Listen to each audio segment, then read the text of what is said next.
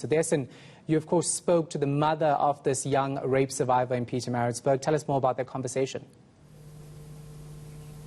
Well, Shahan, at the outset, I have to tell you that I hate the fact that I have to have a conversation with you about an 11-year-old girl that was really just walking home from school when she was kidnapped and taken away and then later raped. Now, this allegedly happened at the hands of someone that was known to her, someone that lived in the community. Her mother shared some of those details with us, some of those really gruesome details, the story of this girl who was taken to a vacant plot. And it was there that she was attacked. She was allegedly told that she would be killed if she told anyone about what happened there. And fortunately, she managed to escape and she ran away. Her mother says that she is doing much better, but it did take her at the time about 2 weeks before she revealed what had happened to her. And this was because she feared for the safety of her parents. She had said to her mum that she was aware that the accused in this matter had a gun, and she was afraid that if she had told her mum or her dad, that they would have then confronted the man and possibly endangered themselves, and she was afraid of losing her mum. And in that interview with us, where her mother opened up to us about what had happened, she says that she's begging government and she's begging authorities to take this matter seriously. Yes, this case is in court, but both her and her daughter are worried about the safety of other little children. Let's just listen in to some of that interview that we conducted with the mother.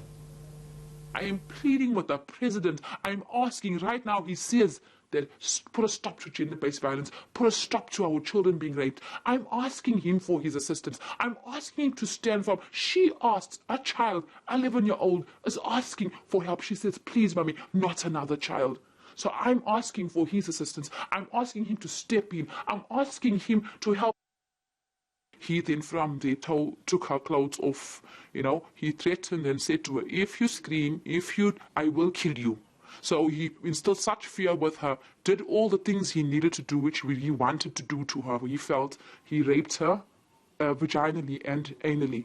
He beat her there. You know, he just got to a place of where she did what she just submitted, you know, in a sense of, at least he never killed her. I'm just so grateful. I'm grateful that she's not dead. But I'm so disgusted as to how can he do this to an 11-year-old child. So the Thrive Foundation recently intervening to assist children in this area. What are they doing? Well, the Thrive Foundation, through its director, Bronwyn Williams, has been working in the area. So largely they deal with youth, and in this particular case, we're also then empowering little girls at the school where this minor attended. And they were just explaining to them, you know, the difference between touches and talking to them about sexual assault and gender-based violence.